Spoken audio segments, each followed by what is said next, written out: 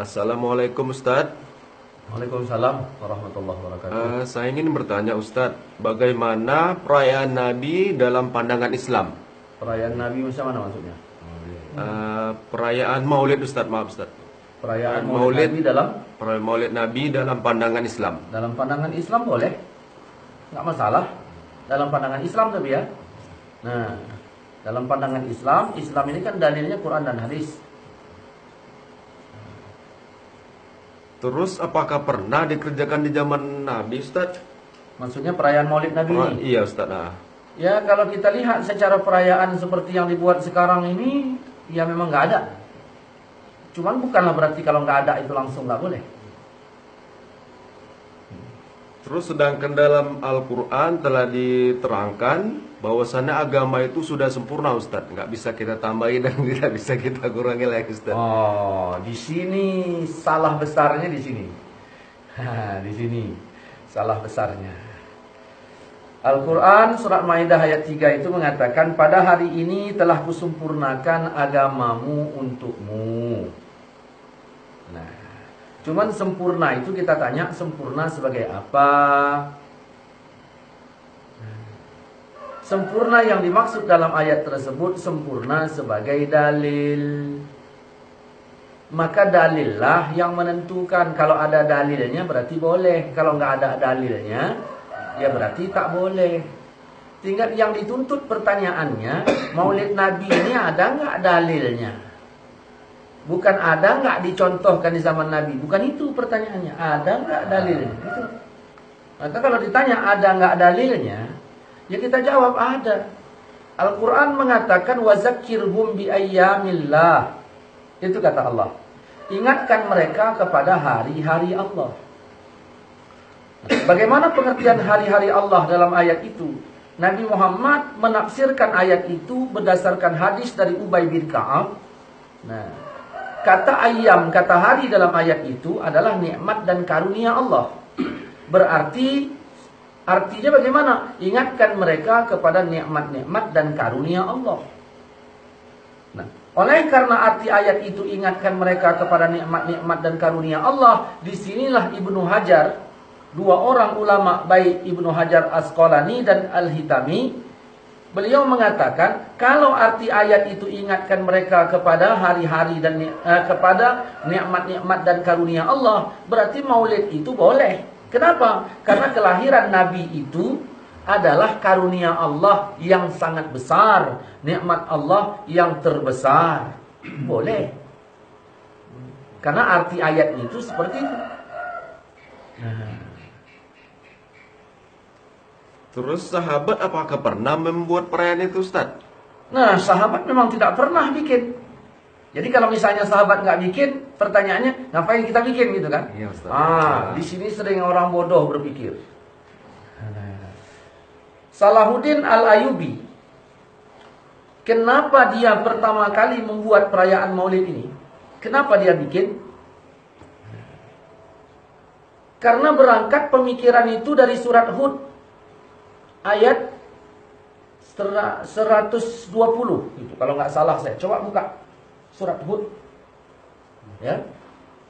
Ayat 120. Dan semua kisah dari rasul-rasul yang kami ceritakan kepadamu ialah kisah-kisah yang dengannya kami teguhkan hatimu. Dan dalam surah ini telah ulangi lagi. Dan semua kisah dari rasul-rasul yang kami ceritakan kepadamu, semua kisah rasul-rasul kami ceritakan kepadamu ya Muhammad, yang dengan kisah itu kami teguhkan hatimu. Coba bayangkan.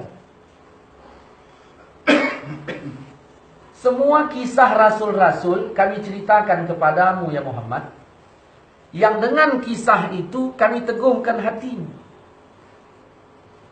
Mari kita berpikir. Allah meneguhkan hati Nabi kita, Nabi Muhammad, lewat Allah ceritakan kisah rasul-rasul sebelumnya. Salahuddin berpikir orangnya cerdas.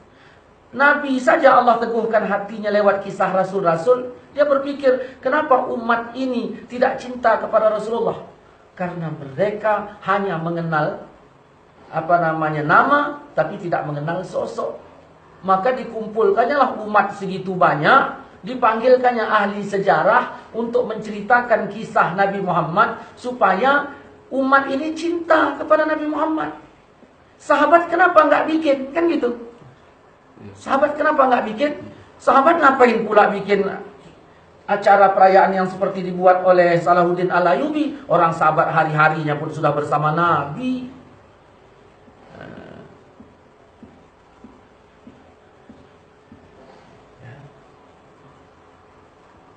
Jadi jelas ya? Nah, jelas. Kemudian ada orang mengkritik, kalau begitu Ustaz katanya, kalau berdasarkan ayat itu tadi, semua rasul-rasul kami kisahkan, berarti bikinlah maulid Nabi semuanya, maulid Nabi Adam, Nabi Ibrahim, Nabi Idris dan sebagainya. Di sini kita harus bijak berdalil. Coba buka surah An-Nisa ayat 164. Coba buka An-Nisa ayat 164. Nah. Ya. Dah. Dapat.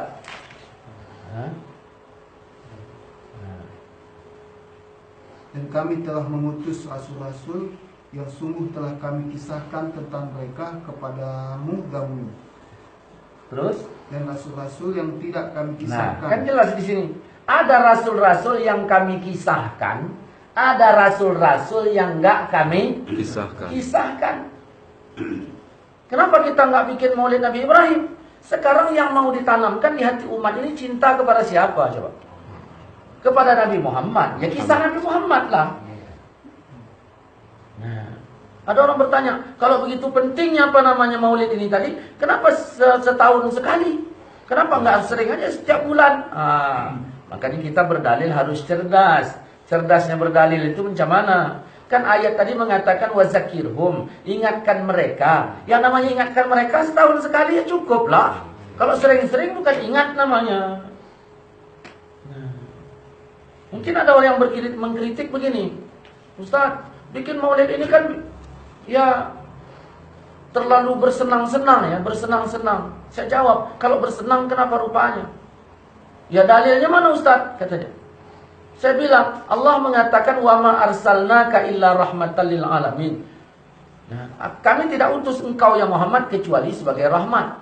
Lalu dijawab orang itu, ya itu kan bukan dalil tentang masalah bolehnya senang-senang. Makanya kalau ngaji itu bersabar dulu. Kami tidak mengutus engkau ya Muhammad kecuali sebagai rahmat. Itu jelas kata Allah. Kemudian kita buka lagi di Al-Quran ayat yang lain. Apa Allah katakan di situ? Qul bi fadlillah wa bi rahmatihi. Katakanlah dengan karunia Allah dan rahmatnya. Baru kita bertanya, rahmat ini siapa? Ibnu Abbas mengatakan kata rahmat di sini adalah Nabi Muhammad. Maka lengkaplah pengertiannya. Katakanlah dengan karunia Allah dan rahmatnya, maksudnya Nabi Muhammad. Fabizalika falyafrahu, hendaklah dengan demikian mereka bergembira. Siapa yang nyuruh bergembira? Yang menyuruh gembira siapa? Allah. Allah. Tapi begini Ustaz, orang-orang sekarang terlalu mengagung-agungkan. Saya kadang-kadang heran. Katanya hafal Quran, tapi dalil nggak ngerti. Orang sekarang terlalu mengagungkan Nabi Muhammad. Ya kita tanya, Nabi Muhammad itu pantas nggak diagungkan? Pantas. Pantas nggak? Pantas. Kenapa? Jangan main jawab-jawab aja. Buka surat Qalam ayat 4. Dan sesungguhnya kamu benar-benar berbudi pekerti yang sesungguhnya engkau innaka la'ala khuluqin azim.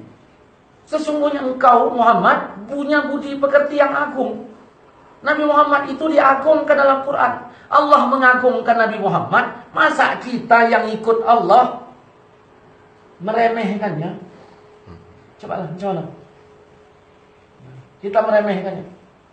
Orang-orang yang mengagungkan Jokowi aja sekarang ini, yang hebat kali dia menjagungkan Jokowi, cak kita remehkan, pala ada.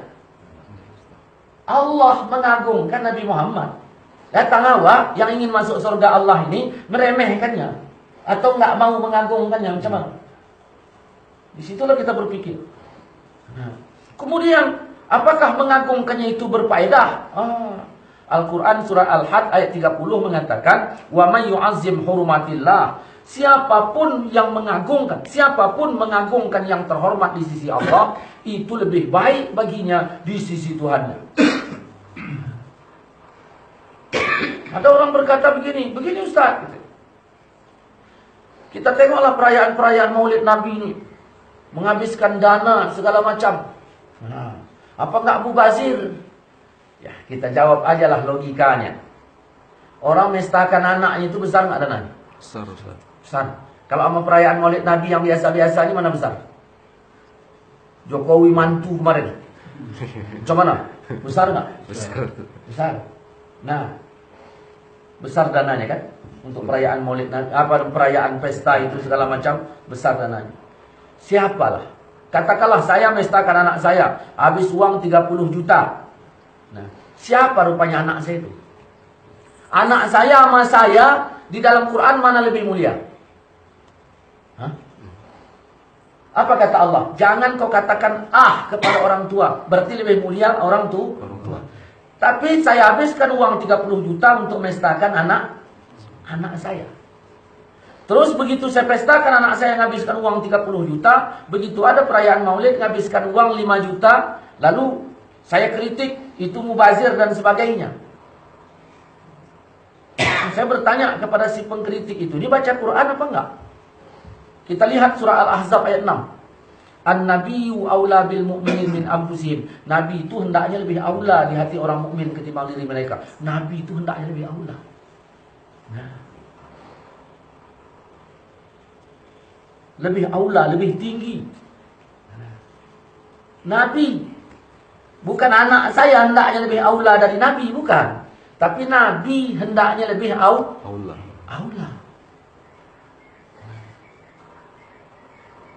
Jadi tidak sembarangan. Kalau bicara Maulid ini, ya luas. Cuman ya kita juga nggak punya banyak waktu untuk menjelaskannya hari ini. InsyaAllah nanti pada waktu yang lain bisa kita bahas lebih rinci. Ya, cukuplah ya. Yes, Sampai di sini dulu.